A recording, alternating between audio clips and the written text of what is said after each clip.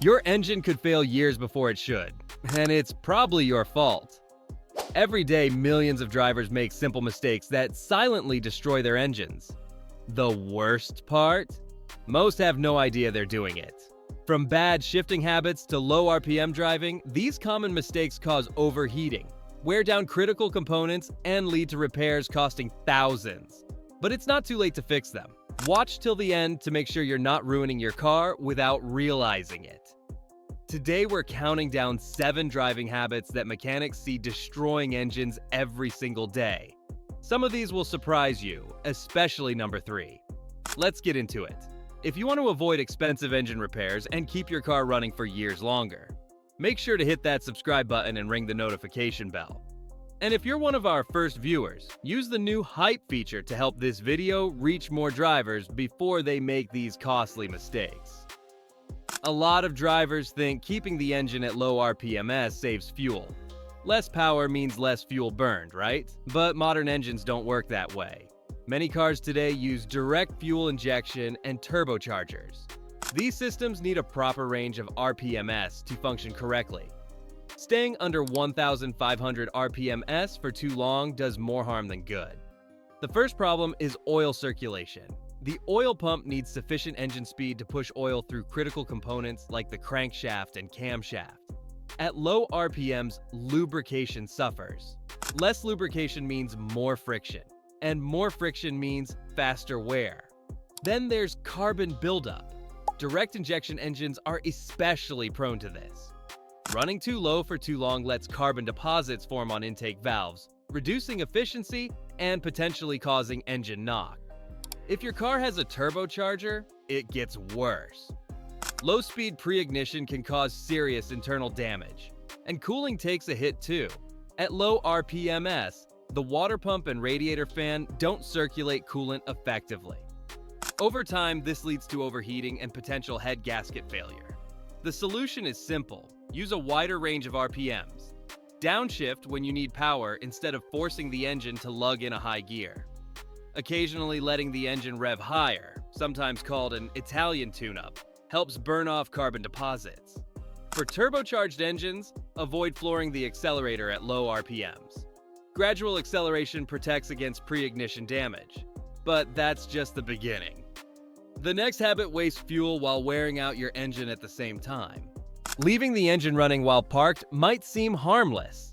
Maybe you're waiting for someone or warming up on a cold morning, but excessive idling does more damage than most people realize. The biggest problem is oil degradation. At idle, the engine runs cooler than optimal operating temperature. This causes incomplete combustion, which creates soot. That soot contaminates your oil, making it less effective at lubrication. Over time, this accelerates engine wear. Carbon deposits are another issue. Unburned fuel leaves residue that clogs spark plugs and intake valves. Diesel engines face even bigger problems. Their particulate filters can get blocked, leading to repairs costing €1,000 or more. Idling also strains your cooling system since there's no airflow to help regulate temperature. The alternator produces less power at idle, which means slower battery recharging and potential electrical issues over time. The fix is straightforward. Turn off the engine if you'll be stopped for more than a minute. This applies especially in places like school zones, train crossings, or drive-through queues. If your car has a start-stop system, let it work as designed. Planning routes to avoid heavy traffic also cuts unnecessary idling, and it gets worse. The next habit doesn't just damage your engine, it destroys your transmission at the same time. Imagine driving down a steep hill. Instead of using the brake pedal, you downshift or let off the accelerator to slow down. This is engine braking. It can help in certain situations, like preventing brake fade on long mountain descents. But doing it too often causes serious damage. Every time you engine brake aggressively, the force that should be handled by your brake pads gets transferred into your transmission and engine mounts. These components aren't designed for that kind of stress. In a manual car, the synchronizers struggle to match gear speeds under repeated heavy engine braking. Over time, shifting becomes rough and unresponsive. In an automatic, the transmission faces similar strain, which can lead to premature wear or failure. Even engine mounts, which keep your engine stable and absorb vibrations, wear down faster from the repeated jolts. There's also an environmental impact. Studies in Europe found that 20 to 30% of particulate emissions released during deceleration come from engine braking. These nanoparticles often contain metals like zinc and phosphorus. If you rely too heavily on engine braking, problems stack up fast. Worn synchronizers make shifting difficult. Damaged mounts cause constant vibrations. Worst case, transmission failure requiring 1,500 to 4,000 euros in repairs. Use engine braking strategically on long descents, but don't make it your primary way of slowing down. That's what your brakes are designed for. Your engine isn't the only thing at risk. Your transmission could be in trouble too. Don't miss our video on 15 things you should never do in an automatic car. We've all ignored the fuel light, thinking we can make it to the next station. But regularly running on low fuel can lead to costly damage. The fuel pump is the first to suffer. It relies on fuel for cooling, and running near empty exposes it to air, causing overheating and eventual failure. Replacement costs range from 100 euros to 300 euros plus labor. Low fuel also stirs up debris settled at the bottom of your tank. These particles can clog filters and injectors, reducing performance, increasing emissions, and potentially damaging your catalytic converter, the most expensive exhaust component to replace. Diesel engines face an extra risk. Air entering the system can create airlocks, seriously harming high-pressure fuel pumps. The fix is simple. Keep your tank at least a quarter full, replace filters on schedule, and don't rely solely on your car's distance to empty reading. Many drivers shift from reverse to drive without stopping, thinking it's harmless.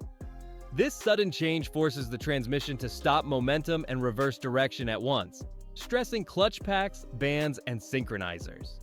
The worst damage happens when gears engage in opposite directions, causing jamming, snapped gears, or even crankshaft and connecting rod damage at speeds above 5 kilometers per hour. Older vehicles have no safeguards, and repeated stress can lead to grinding gears, rough shifts, or total transmission failure. Transmission replacements in Europe cost 2,000 to 5,000 euros. The solution? Always come to a full stop before shifting between reverse and drive. Let your brakes, not your transmission, do the work. This simple habit saves thousands. Your car's air filter is small but vital. It prevents dust and debris from entering the engine. A clogged filter restricts airflow, disrupting the fuel-to-oxygen balance.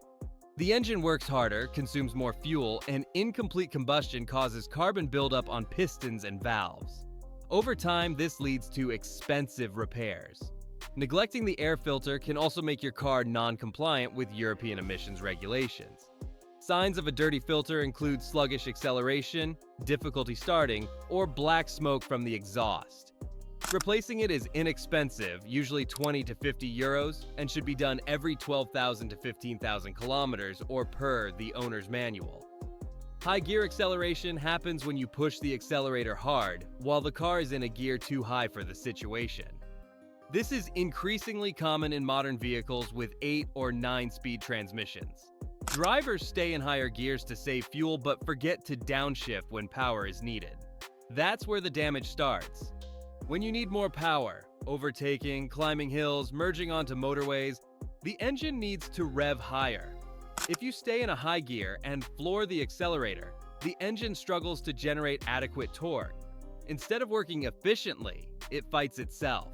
This creates extra strain on internal components. Pistons and connecting rods take uneven pressure, accelerating wear. Engine knock occurs when fuel ignites unevenly in the cylinders. These small explosions chip away at internal parts over time.